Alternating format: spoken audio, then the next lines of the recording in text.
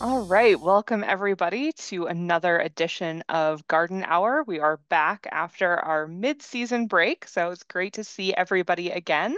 My name is Amanda Bachmann. I'm the SDSU Extension Urban Entomology Field Specialist based in Pierce, South Dakota, where it was currently kind of cloudy, kind of windy, and my car windows are up, so we'll see. Hopefully it rains and I don't have to water my garden for a change. And I am joined tonight by Sydney Trio, our SDSU Extension horticulture specialist who is at McCrory Gardens. And Sydney, what are you going to be sharing with us this evening? So I got to take a little trip out to Montana. So I'm going to share a little bit about those travels and what I got to see, and then some plant updates for McCrory Gardens, mostly the containers. So some of those combinations. Awesome. Yeah, I can't wait to see what's been growing at McCrory. I think I'll be out there in swinging through next week. So I'll have to sneak into the garden to take pictures so that I've got more content for Garden Hour. And thank you to everyone online who's joining us. Just a reminder that these are all recorded, so you can go back and revisit a section or send it to somebody afterwards. And those will be on our YouTube playlist, the SDSU Extension YouTube channel. And if you have questions at any point during the presentation this evening, go ahead and throw those in the Q&A at the bottom of your screen. You can keep an eye on the chat. We'll throw some links in there for resources and events that we talk about, but please put those questions in the Q&A and we'll handle those at the end of each of our segments. And it looks like we'll probably have a good amount of time at the end for questions. So if there's something that came up last week and we weren't on Garden Hour to answer for you, make sure to throw that in there. And Sydney's seen a bunch with the Garden Hotline, so hopefully between the two of us, we can answer your questions or get you to somebody who can. So with that, I will turn things over to Sydney. All right, thank you. I'm going to share my screen here. All right, hopefully you can see this. Can you see that? Yep, looks good. Awesome. Okay, I do have a disclaimer. It started thundering and downpouring here. So if you hear some rumblings in the background, it is not my stomach because it's past supper time. It is the thunder in the background, but it's good. Like Amanda said, I didn't have to water my garden after work, so it was perfect. But anyways, I'm going to share some about my travels and then plant updates, what's kind of growing in McCrory Gardens as far as the container wise. I do have a few um, side pictures in there, but otherwise, yeah. So first, the beginning of July, I got to go to Billings, Montana with some of the other extension, SDSU extension crew. You might notice a few of us here in this picture, but it was almost a week-long trip. It was more of a professional development type conference, but I submitted the garden journal, the month by month. Um, for a bound book, and it became a national finalist. So I got to go kind of accept that award there, and that was super fun. And yeah, it was awesome. I've never been to Montana before, so that was cool seeing that state as well. While we were there, one of the days we got to do a tour, and they had a bunch of different options for all the different kind of careers within extension. So obviously, I chose the horticulture one. We were supposed to go to a greenhouse where they grew native plants. But that was one of the days where it was 90 some degrees and super, super hot. And the lady who owned the greenhouse was about 26 weeks pregnant, and she wasn't able to give the tour. So they did a last minute switch, and we ended up going to the Montana Zoo and Arboretum. And so we got to see a bunch of their plants. One of their kind of master gardener equivalent gave us a tour, and it was awesome to see all of the new ideas we got from them. I took this picture of the sensory garden sign, just kind of some more new ideas and more things to see as you walk through the garden. And then this was just a planting and some mulch that I thought was cool. Some different ideas and colors. I so this was another part of the garden.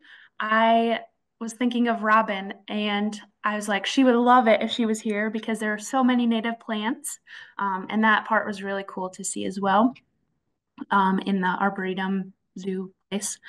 And then also I saw the ornamental onions. It was around the 4th of July, so they actually spray painted these red, white, and blue. And I'd never seen that before. So it's kind of a cool idea.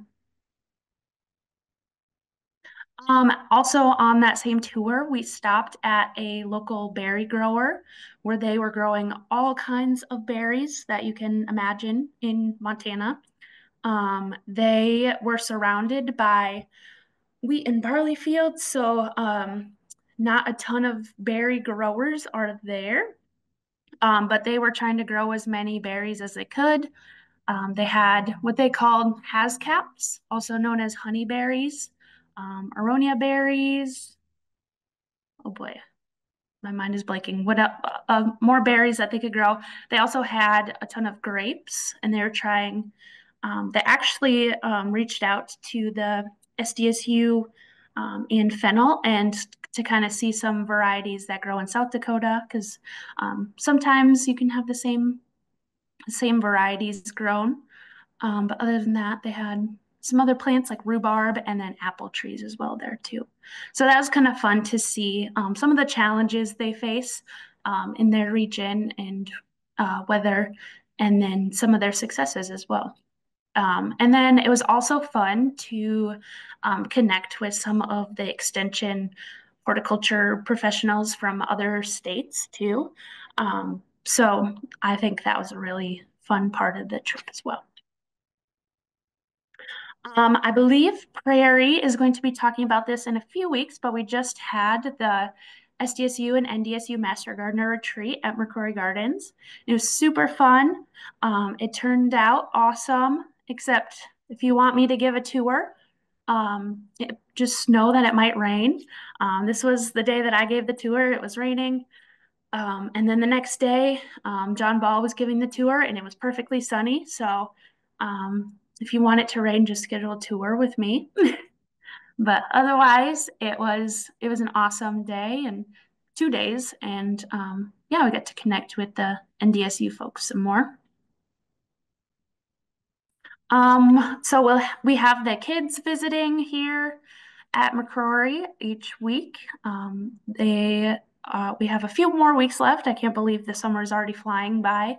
But this was last week actually. We made little bird houses or bird feeders. So we took pine cones and then some peanut butter, which I saw a few kids trying to sneak the peanut butter, asked if they could lick it, but um, so they were trying to eat that, but it was fun. And then they put the pine cone in a Ziploc bag with some bird seed and then shook it up. And then they got the um, finished bird feeder and they got to take it home. They were super excited. And then I think this week or today actually, we did a pollinator talk. So we went around and we found all the bat houses that we have at McCrory Gardens and then tried to find some butterflies. And then we made a little butterfly craft with them. The daylilies are in full bloom right now at McCrory Gardens. We have tons of different colors, varieties.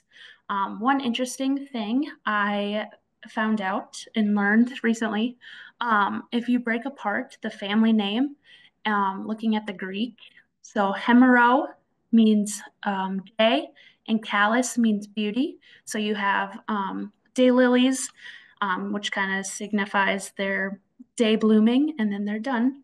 So this is kind of fun to kind of break down the family name as well. And I did also learn that daylilies is not actually a true lily and not part of the lily family. So a little fun fact.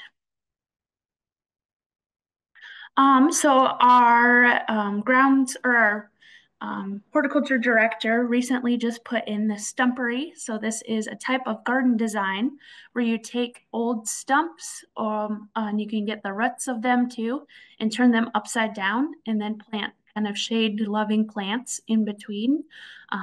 Sometimes you can put plants into the stumpery or into the stumps, and plant that way, but that is a new garden design. It's it originated back in Europe in a long, long time ago, but it is a new trend starting, and they've recently just added this, and it looks way better than the pictures, but it's kind of a cool addition, something new. Three Sisters Garden, I talked about this a few weeks ago when we had just planted the beans and squash, but now everything is growing up. Awesome. If you missed it before, we are doing, instead of corn, bean, and squash, we're doing sunflowers as a new sister because the raccoons would get to the corn after it was grown up nice and tall. So hopefully, the sunflowers do the job as well. So we're going to see how it's going. And so far, the sunflowers are doing awesome. So it's just awesome to see it grow up throughout the summer. But those sunflowers are in full bloom right now. The raspberries are also in peak berry right now. We had the kids, they got to eat a bunch of raspberries this morning. They were so excited and happy to eat them. But we did also, I had to kind of consult with Amanda. We did have a call where someone on the hotline, they were seeing these little black bugs on their berries, and they were wondering what to do.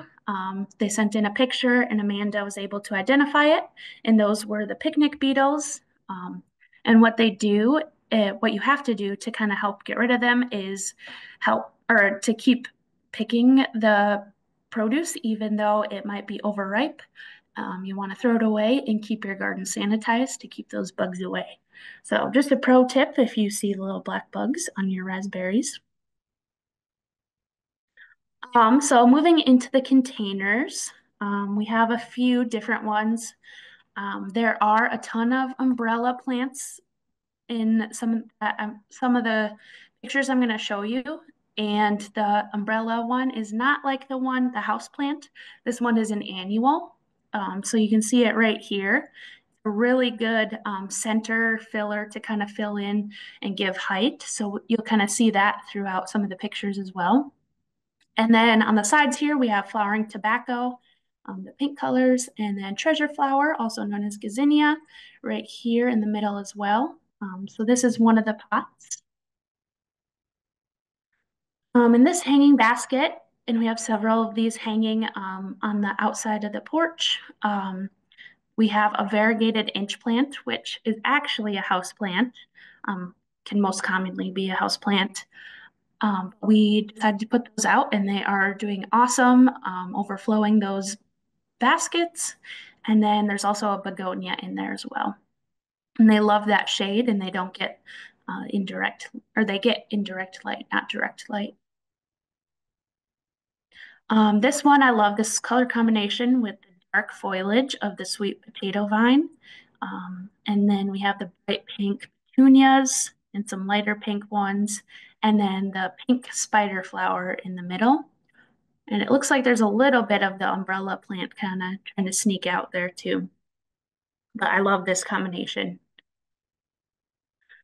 And then out front, we have different color, red and yellows and greens with the dark foliage also looks really pretty.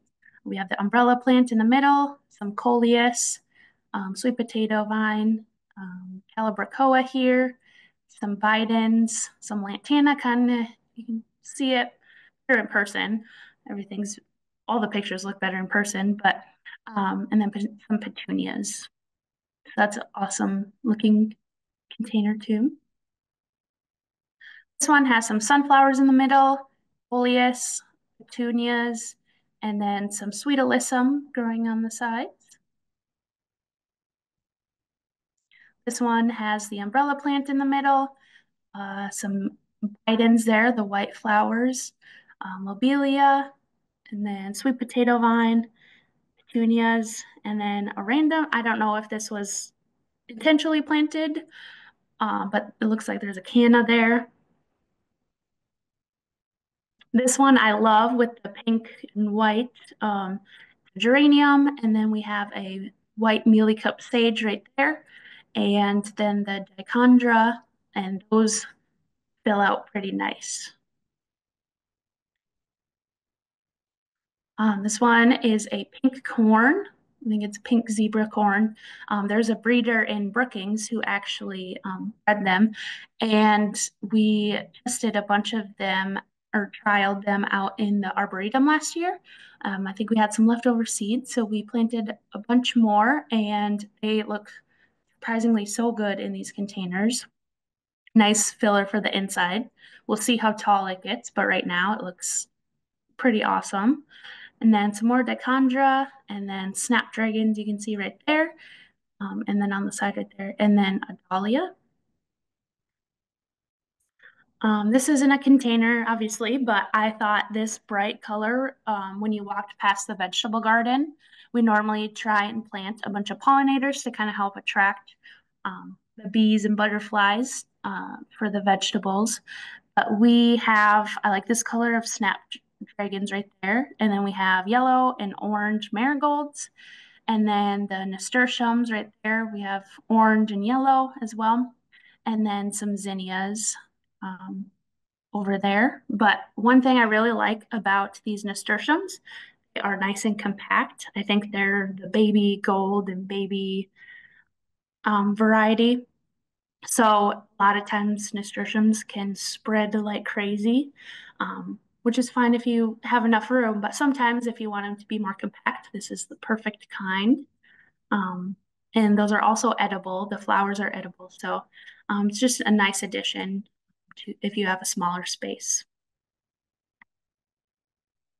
And then I thought this was kind of cool. It's a snapdragon had kind of grown sideways and then it started growing up. And then now it is starting to send off some shoots of um, some more flowers. So see how that grows. But I thought that was kind of cool passing by.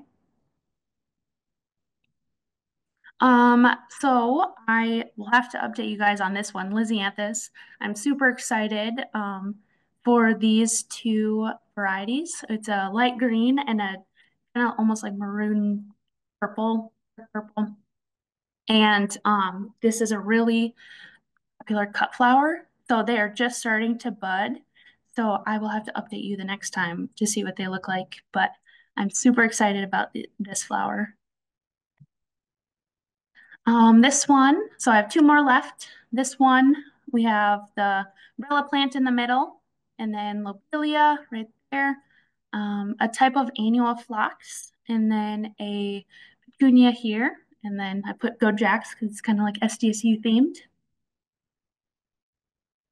And then this one, this is the last one that I'll have. We have some lobelias there and geraniums, and then primrose in this one, and then treasure flower there, and some dichondra, and another SDSU theme, so go Jacks.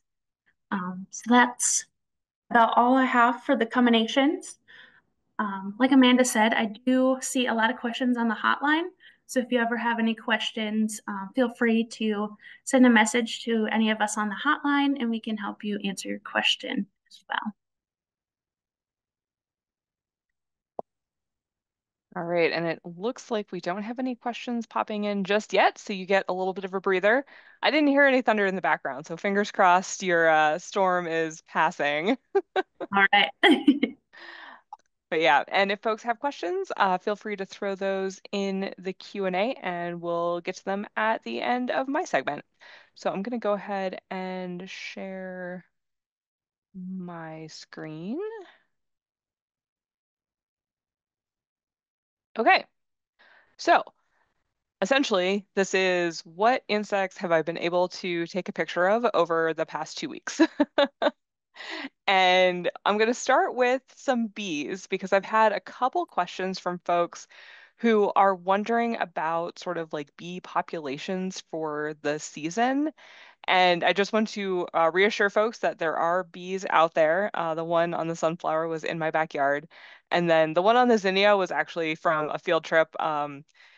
Sydney went to Billings, Montana. I went to Kansas City for the second time this summer. So I was down there with a SARE meeting and we were touring some different local farms. And yeah, the zinnias were quite pretty and the bumblebees were having a great time. But it's kind of great that people are wondering, why there aren't more bees. I'm very excited that more people are sort of aware of bee populations and are caring that they're not seeing what they consider to be enough bees.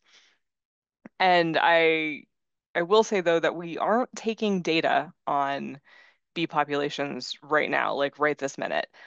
There are quite a few community science projects out there, and the um, Great Plains Bumblebee Atlas, I would say, is probably the best one for looking at data over the past couple of years, over the past about 3 years. And bumblebees, I think, are a really great kind of keystone species, or not, I think keystone species is the wrong word, but there's a nice group of indicator species because we have about 40 species in South Dakota and they are, a native bee, they are a social bee, and they can kind of be a little bit of a bellwether for what overall bee populations are doing. So the Great Plains Bumblebee Atlas is a really good resource, especially if you're just wanting to learn how to identify more bumblebees. They have some great infographics. But all that to say is we're not going to really know what the 2025 populations looked like until the end of the year when some of these projects are compiling their data sets. However, if you're concerned that you aren't seeing enough bees, I would highly encourage you to look up some of the resources. I know Robin just published a native plants resource, and there's all sorts of great botanical additions that you can put into your yard or garden to make sure that when there are bees that they have some nectar and pollen to use. So if you don't think there's enough bees, absolutely plant more flowers. And then also take a look at your pesticide use. There are sort of more and more studies looking at what the broad spectrum insecticides are doing to backyard ecosystems. And, the more that we can reduce those, because bees are insects too. So the more insecticides we can pull out of the environment, the better, for the bee populations. And also there are some things that we really can't control, like how much precipitation we get in a year. And one thing that, I've definitely noticed is that on years where we have a lot of drought, bee populations tend to struggle a bit after that. So we had a really dry fall, we had a really dry winter. Obviously, we got rain this spring, and I know some folks are getting a lot of rain this summer, but we had dry conditions in the fall, and so that can impact how successful bees are at overwintering.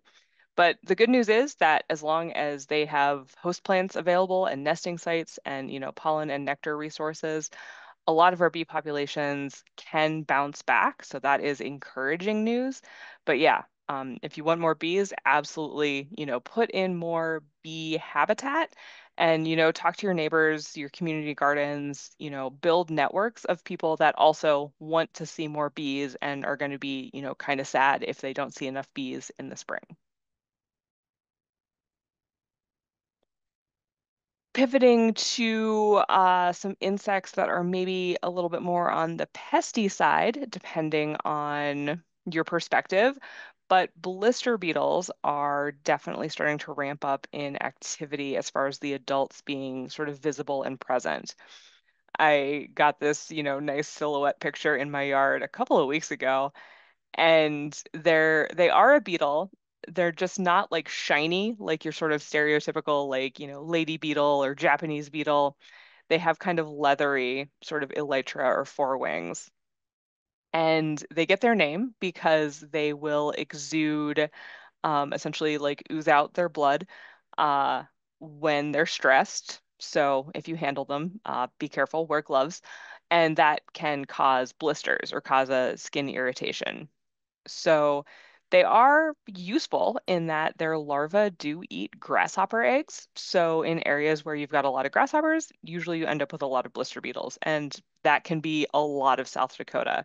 I know 2 weeks ago we talked about grasshoppers and blister beetles just kind of follow right along because they do sort of use each other in their life cycles.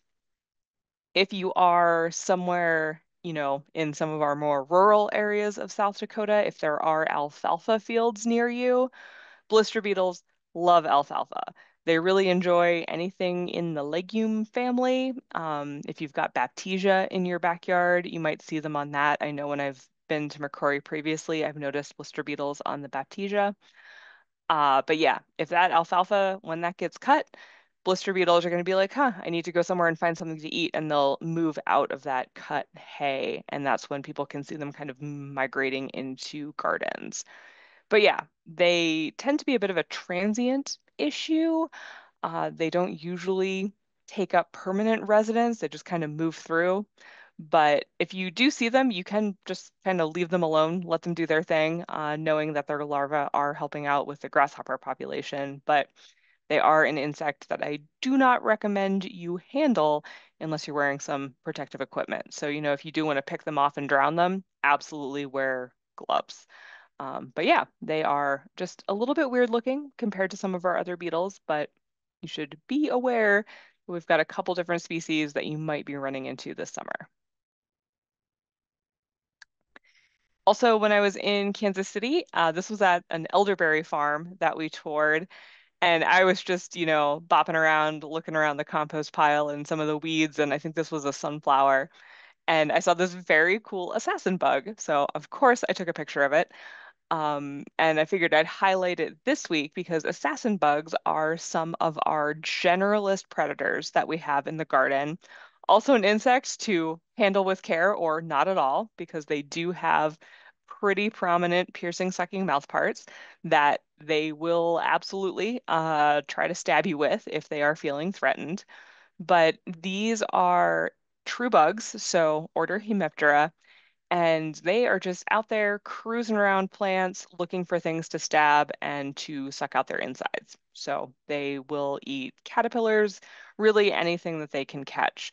The wheel bug is a species that we sometimes see around here, has kind of that wheel, like that cog gear shape on the back of its thorax. But all assassin bugs tend to be characterized by having a very narrow head when you compare it to the thorax or that second segment. So I know squash bugs will sometimes get confused for assassin bugs, like they're in the same order. They have that same kind of wing pattern, but that narrow head and the really prominent mouth part is what sets the assassin bugs apart. But they're very cool insects, neat to run into. Usually, you'll only see, sort of one or two at a time. They don't hang out in big groups because, again, generalist predators. They'll eat whatever they can catch. And I figured I'd highlight the wood roaches because I know a lot of people think, oh my gosh, a cockroach, like cockroaches are terrible. They should all be eradicated from the earth.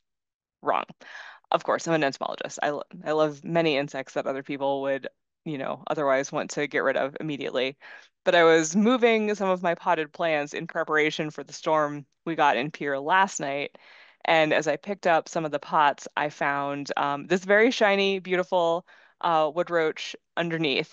And I'm like, oh, hey, I should take a picture of this.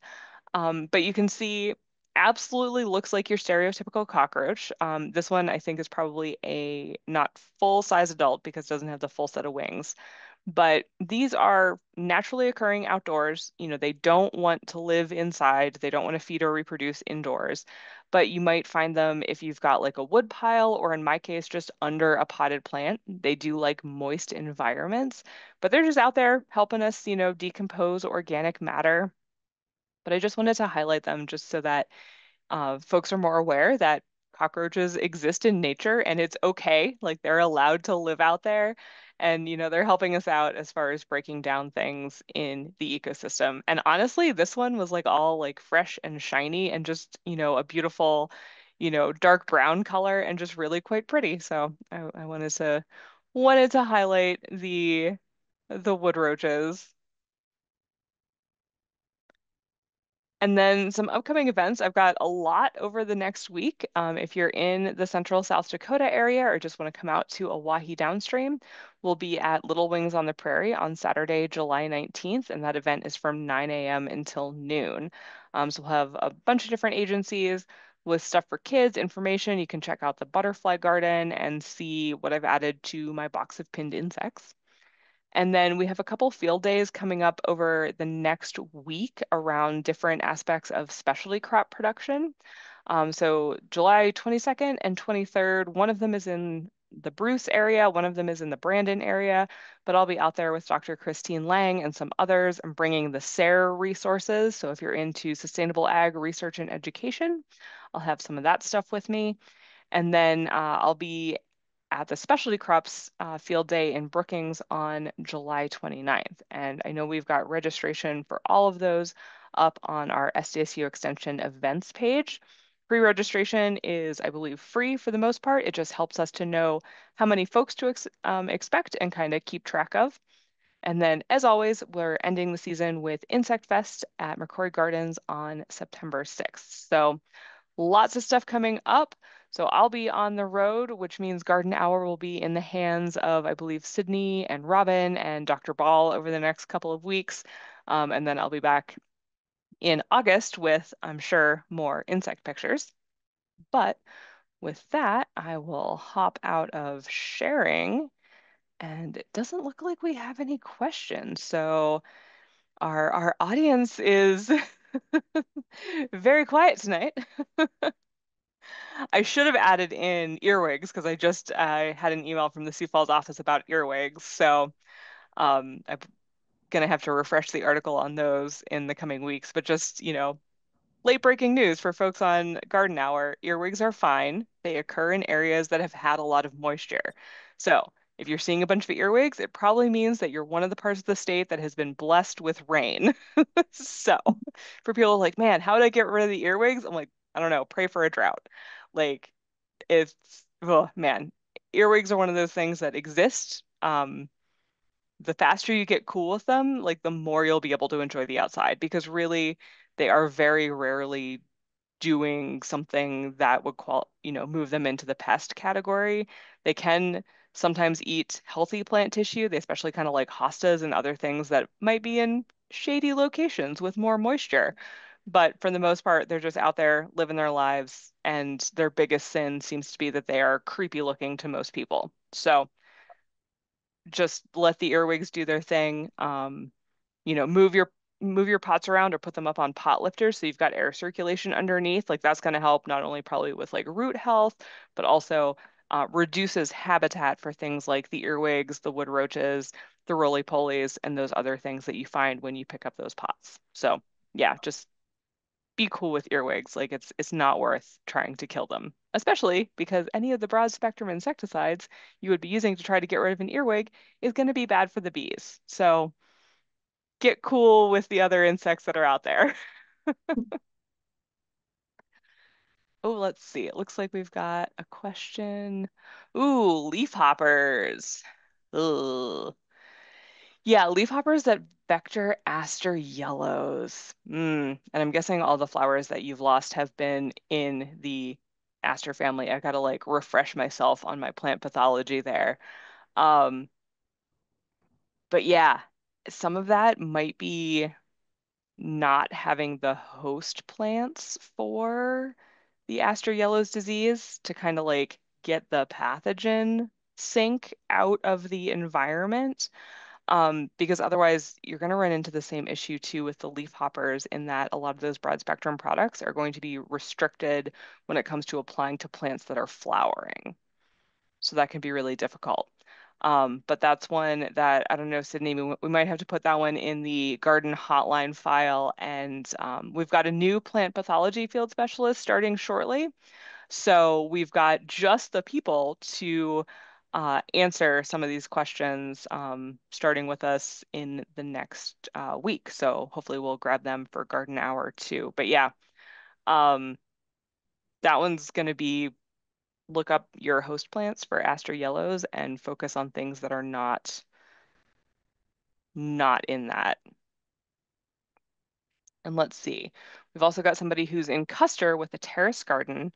Which vegetables will do better in the higher and better drained rows, and which will do better in the lower, wetter soil sections?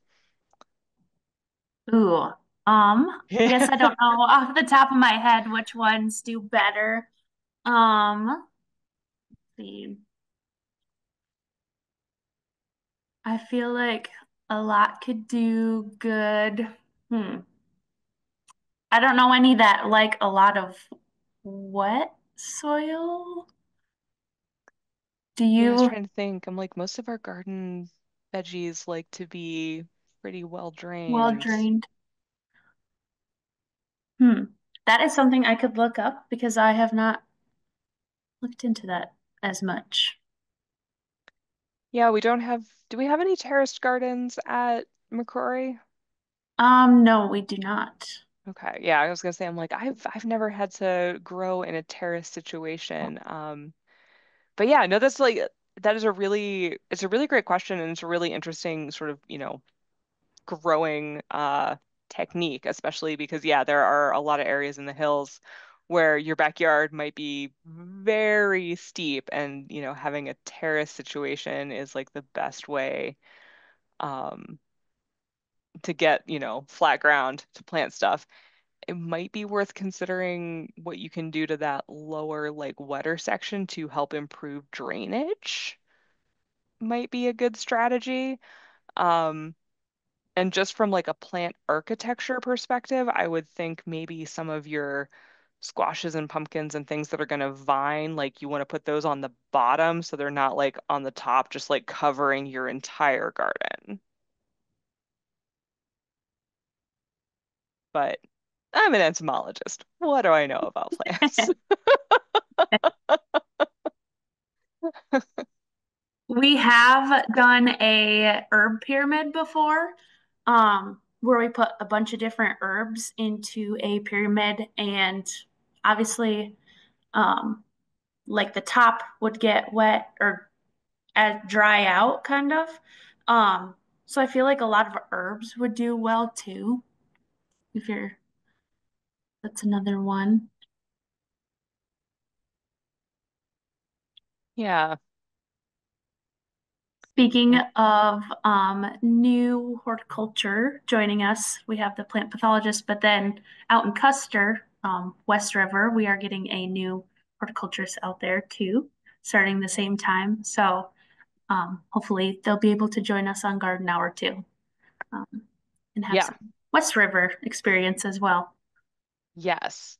Also, I was just doing a real quick Google on the aster yellows situation, and University of Minnesota has a great resource on that as well. And I was correct about the cultural controls, like removing the host plants and removing infected plants being kind of the um, big thing. So, yeah.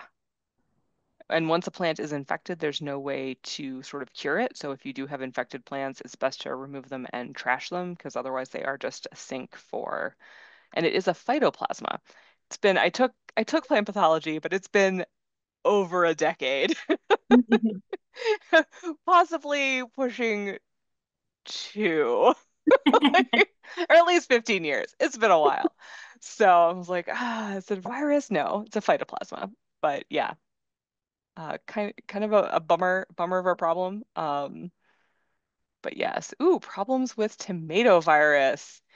Yes. So tomatoes and peppers are all solanaceous plants. So they are in that same plant family. And the Plant Diagnostic Clinic has the capability to do testing to identify plant pathogens. So that might be a great one to submit a sample to the diagnostic clinic to figure out what virus it is you have. And then again, plants that are infected, you want to pull those out and trash them, don't compost them because you want to remove the pathogen from the environment. And yeah, some of those plant viruses are moved around by things like aphids, obviously the leafhoppers and the phytoplasma for aster yellows. Um, squash bugs and striped cucumber beetles can vector some different bacterial pathogens to your squashes. So there tends to be some really specific, like host pathogen vector relationships when it comes to plant diseases. So that's nice. Like, kind of just because you've got some viruses in your peppers doesn't mean like your daylilies are toast. So, That is why it can be really important to identify what kind of pathogen it is you're seeing. But yeah, unfortunately with viruses, there are not plant antivirals. So there's no sort of curing them of a plant virus. But yes, absolutely possible that what your tomatoes have, your habaneros have it too. Um, or it could be, something abiotic or something totally different. So having pictures, having those samples, um, the diagnostic clinic would be able to help you out with figuring out exactly what's going on there. But yeah, years where we have a lot of moisture, we do tend to see some more plant diseases. So I know talking with Dr. Adam Barenhorst about a week and a half ago, he said they got like 5.5 inches of rain in his backyard in Brookings. So I know Sydney, you're near there too. McCrory Gardens, I'm sure, is pretty swampy in areas. Have you guys seen anything weird with like the additional moisture? Um, I feel like the mosquitoes have Mm, been kind of bad. Today wasn't as bad. There's a little bit of a breeze, but yesterday you could definitely tell. Um, but as far as garden spaces, not as much, not a huge difference, but the biggest thing is the mosquitoes that I've noticed. yeah, they kind of popped off here in Pier 2 just around July 4th, and then it's kind of dried out a little bit. So and also it's currently like 20 miles an hour winds, so that really helps. That really Yes. helps keep them moving. But yeah, the long sleeves, wear your repellent. Keep that in mind for some of the field days that'll be out, at least be sort of out in the morning versus like when it's vector mosquito season in the evening. But yeah, and I know we've had some questions about like mushrooms and some weird like slime molds, Yep. some of those things coming through. Yep. We've had a good mix of questions on the hotline. Um, yeah. Berry recommendations. Trying to think of what else. The dog puke slime mold. Um, so Yeah, yeah. yeah, that one is not very it looks just like the name sounds. I feel like if I Mhm. remember correctly, that one will show up in like fresh mulch, like if people have just like mulched and then it rains and then it's like, the spores or whatever were hanging out. But Yep. yeah, plant diseases and fungi and stuff, we will have a plant pathology field specialist and we will make him talk about those things. Yes. Instead of me like looking back and being like, can I grab my plant pathology book from the bottom shelf? Oh gosh. Yeah. Yeah. Been a hot second. But yeah, any cool things in your garden this year? So one of the plants that I look forward to every year, I love cherry tomatoes and especially just Same. like popping them into your mouth, but also into salads.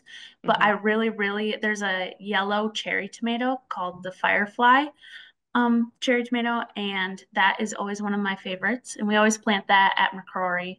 Um, well, these past few years, anyways, but I always look forward to seeing that. What else? I also love kind of like cut flowers, like I was talking about the Lysianthus. Hmm. They're so I just moved into my house last fall. And then so the spring and summer has been fun to see what flowers have been blooming because I didn't get to see a ton of them yet. But the lady who lived in the house before me had a ton of Asiatic lilies of all different colors. There's some red ones, pink, yellow, and I kind of like to give bouquets to like my friends and family. So I have loved having the Asiatic lilies. That has been one of my favorites in that I have at my house. So yeah. It's a really cool, like, landscape surprise. Like what? What Yeah. is this? Yeah, I'm realizing with the specialty crop field day being earlier, usually we do it in September, and it's like, oh man, end of July, I won't be able to like mooch tomatoes off of the McCrory Gardens, Yeah. Gardens booth. So that's it's like, oh man, yeah, because my cherry tomatoes, I've got like little green tomatoes, and man, I thought I had spaced my plants enough. I never space my plants enough. Apparently, I only planted like 11 this year, so I didn't even have that many tomatoes out there. And it's still like we got that heat, and the tomatoes have just like they shot up, they filled in. I'm gonna need a machete to get in there and try to see what's going on. Like Yeah. if there's a tomato hornworm in there somewhere, like Godspeed. Like help me out, prune out some of these, prune some leaves for me. Yeah. Yeah. Normally we have a bunch of tomatoes for the specialty crop field day in August, but since it's in July this year, we might not have as much, but we're gonna take a bunch of cut flowers too. So Oh, we can nice. show Yeah. some of this. Hopefully Christine will give us the most decorative table again. I think we've gotten that for the past 4 years, so we'll see. Yeah, and fingers crossed. I mean, you said that if you want rain, have you give a tour, but also Specialty Crop Field Day has been notorious for thunderstorms. So we were Yes. good last year. We Yes. kind of broke the streak. So we'll see what happens. Yes. That is also true. It's yeah, it's a Tuesday night, so you can come see us early at the Specialty Crop Field Day, and then I think yeah, it is Robin and Prairie that will be on Garden Hour that evening. Because yeah, the rest of us will be packing up from the field day. Let's Yep. see. We've got somebody mentioning cherry tomato variety Sparky, Ooh. red with stripes of orange. Ooh, nice. Yeah, there's a lot of great cherry tomatoes out there. I have to generally constrain myself or buy seeds and then only start like two of each thing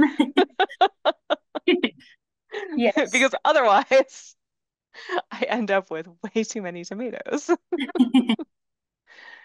And I did plant, so green zebras aren't a cherry, they're sort of like a medium-sized tomato, and they're like one of my favorites just because they have such an interesting flavor and they're green instead of turning Oh. red. So even when mature, they're more of like they get more sort of like yellow, but they have like these dark green stripes and they're a more like savory tomato. Hmm. So those are, Did you say that was green zebra? yep, green zebra. Okay. That's Yeah. cool. Yeah, so if you're like, if you've got a bunch of different kinds of tomatoes and you're doing like a tomato like salad or whatever, having those like green ones in there, it's like a Yeah. uh, nice variety of colors. And then Okay. yes, a comment about with mosquitoes. Yes, be diligent about dumping standing water. Absolutely. When we were actually getting rain in Pier, I was shaking out my cup plants every day or so, if I remembered, because those hold water as well. And so I was like, no, not today, Satan. Um, and then yeah, my watering cans, gotta make sure I'm like cycling through those because I've got two that I sort of rotate through. But most everything I'm able to hit with my hose. I have an outdoor faucet, unlike Christine. I don't have to run a hose through my house. But yeah, it is mosquito season. Department of Health has their mosquito updates. I know we've had a couple, I think about 3 counties now with positive West Nile virus mosquito pools, but we have not had any human cases as of sort of the last update that I saw. So that's some good news, but it does look like, West Nile virus is circulating. So wear your repellent, folks. Put on those long sleeves. But yeah, let's see. Well, we are not contractually obligated to keep people here until 8 o'clock. We've covered a lot of ground. And we still have quite a bit of season left to go.